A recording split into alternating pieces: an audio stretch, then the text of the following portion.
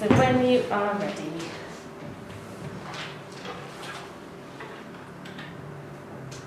Okay, so here is a video that we kind of got our initial idea from.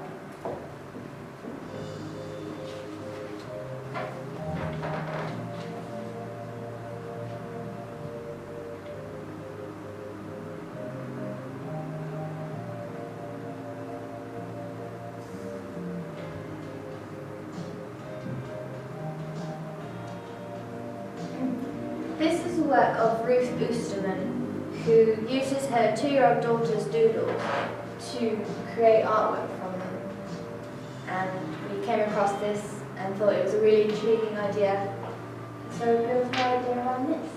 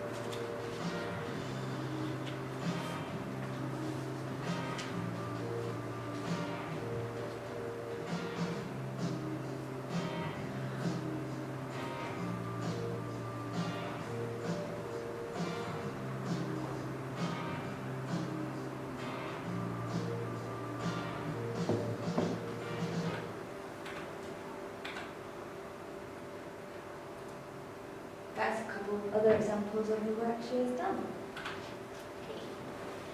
Our project, Arts for Youth, is not a profit set-up and is targeted towards foster children in the local community of Cheltenham, with the idea of encouraging them to be more engaged with art in the local community.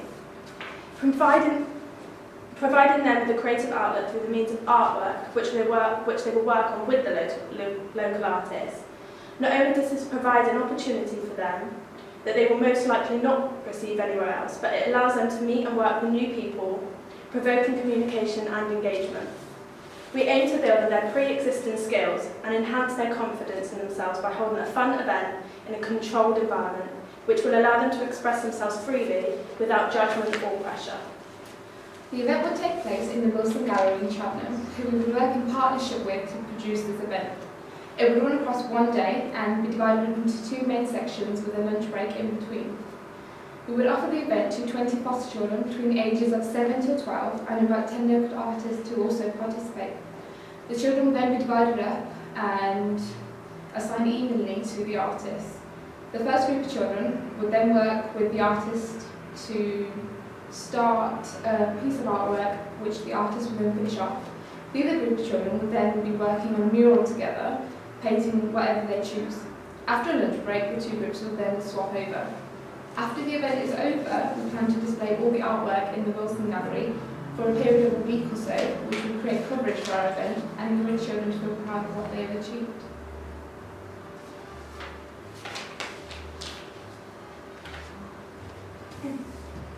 After doing some research into our partner, the Wilson Gallery, we came across the Learning Outreach Programme, which aims to encourage adults and children alike to discover and learn.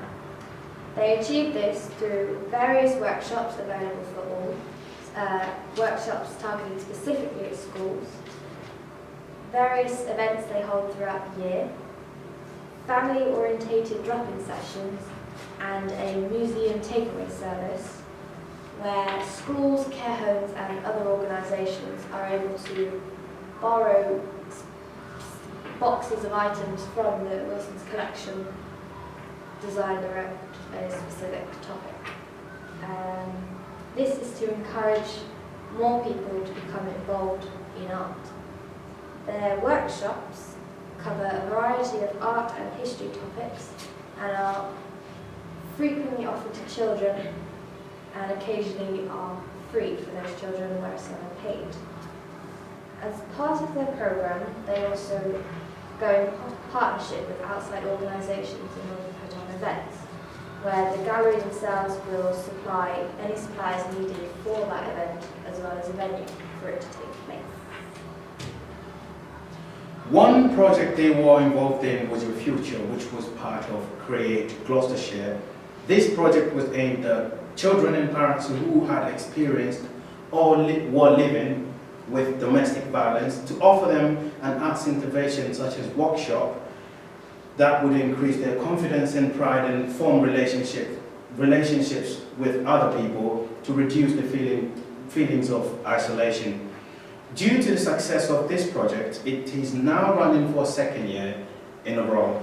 It is clear from the amount of work they will also do with the children and people who have been in troubled situations that they are extremely experienced and would be immensely useful in helping to run and support our project. So we emailed Oliver Tipper, who's in charge of the Learning Outreach Programme, to ask for more information and see whether or not our project qualified for the programme. In reply to our email, he suggested that our event would be more suited to a new programme that was run by his colleague called Ben. He's the programme team leader for learning. As this is targeted to younger children and families and particular niches such as this one, quoted by Oliver, and he finished off his email by saying, "I don't see why the Wilson couldn't support your great sounding project." In order to see how much interest our idea would gather among the artists, we wanted to gather more information from them, so we decided to email 6 local artists. We received several replies, which is the one on the right, all expressing interest in our idea, with many of the artists requesting more information. The overall consensus is that we needed to give them more information in order to carry on with our project. We needed to be more precise in what we told the artists. We needed to gather more information. Therefore, we replied to each and every artist that replied back to us, describing our idea in more detail, including exactly what would be required of the artists and the children, such as how long we would need them for, which would be 10 till 4.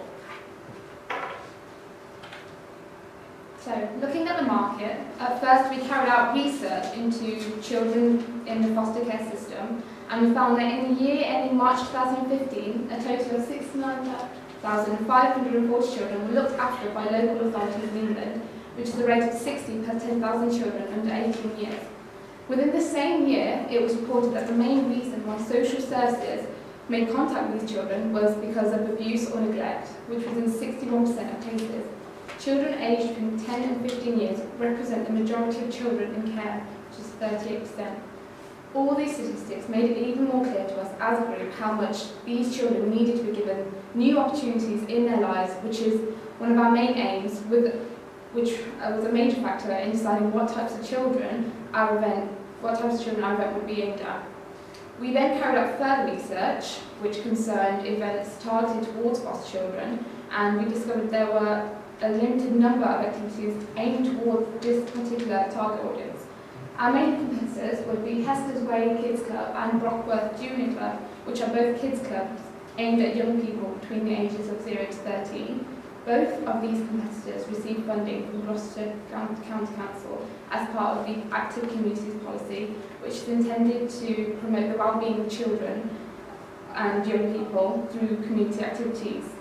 The activities provided for young children through these organisations are outdoor sessions, which are physical and involve nature, whereas with our event we are providing the children with a different outlet to express themselves. With extra funding, we can broaden our target market and offer our event to children who don't always have this opportunity but may potentially need it the most. Our event will provide the foster children access to new experiences and opportunities which will build their confidence and self-esteem as they move into adolescence. It's clear after our research there's a gap in the market for events focused specifically for vulnerable young children such as foster children, which only strengthened our decision to offer this opportunity to them.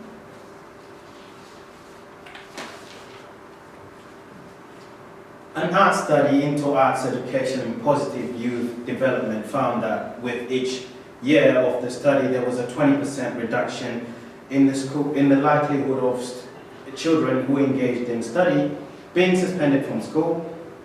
Visual arts students in particular stated having higher levels of school attachment compared to non-visual art students.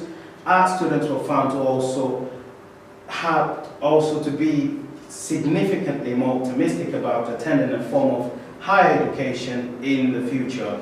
Other research that have studied at-risk children with access to the arts found that these children were more likely to have better academic results, increased self-esteem, improved emotional intelligence, and more engagement with such things as volunteer work and voting, compared to those with no access to the arts. We've decided to further enrich the children's experience at our event by giving them an art set consisting of paint, brushes, canvases, and a set of coloring pens to take home with them, which will hopefully encourage them to continue to create art and use it as an outlet in order to express themselves in a positive way. This will ensure that they continue to have access to the art. In terms of promotion, for this particular project, it's integral to promote our idea to the children. We want to build relationships between the children and the support workers that will be having in there to work before the event has started, and to continue this even after the event has ended. In order to promote our idea, we initially decided to target one specific foster home. However, after doing research, we found that it would be more successful in terms of finding our targeted age range and group size to contact a fostering agency to promote our directive. We think it would be beneficial to build a relationship with the children before the event so they don't feel vulnerable to this new situation. In terms of promotion, it is not a public event, so it is really important that we promote our idea to the children. From this, we encountered Blue Sky Fostering, who are an independent agency that provide help for foster care. They are an agency with teams of highly experienced fostering social workers, support staff and carers located across the south of England. Involving an agency or support team in our event would make it easier to select children to take part, as they would have worked with these children and know the ones which would benefit most from this project. However, agencies may not be able to provide the right information needed, as they work mainly with housing rather than support for the children. The children will come from various different foster homes rather than the same one, encouraging them to meet new people who are in the same situation as them. After deliberation with people, we felt as though it would be more constructive to use a family centre. Gloucestershire Youth Support Team are a local-based support team, specifically there for young people to provide advice and support. This on-hand supervision would mean that the children would feel as though they're in a safe environment with people they already know.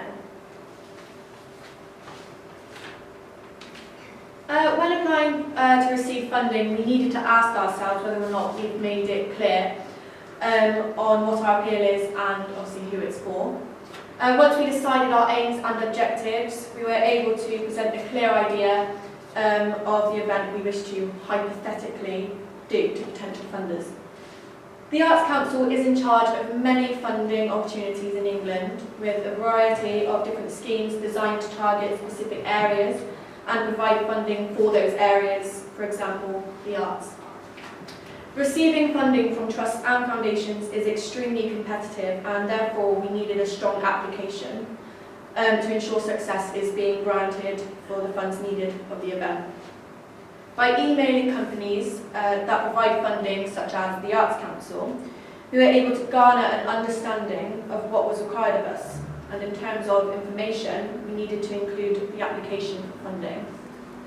The Arts Council is in charge of many funding opportunities in England, with a variety of different schemes designed to target specific areas and provide funding for those areas. For example, the arts. Okay. Since we are working in partnership with the Wilson Gallery, we would receive the art supplies we need for the event, as well as be provided with the venue, in kind. We would also receive in kind staff members to help run and support our event and lend a hand to the children, as the staff at the Wilson Gallery, since they do so many events with the children, would be much more experienced at dealing in particular with our target foster children. In return for them providing this, we would help to boost publicity of the gallery, which in turn would bring more visitors to the gallery and potential donations. For our other costs of the event, which include catering, artist fees, other support staff and art kits, we would receive a grant from the Arts Council through their Grants for the Arts scheme. We would request a grant of £3,000 which would cover all our costs and leave a surplus of £691.40 which we would put to use in the future of our event if we were to run it again, for example. The Grants for the Arts scheme is funded by the lottery and will fund 90% of any activity that lasts for a maximum of 3 years. It is available to anyone to apply, including organisations and individuals that want to create an activity that would either engage more people in the arts or help artists carry out their work. Here are examples of the various visual arts events that have been funded through Grants for the Arts this year. So it's quite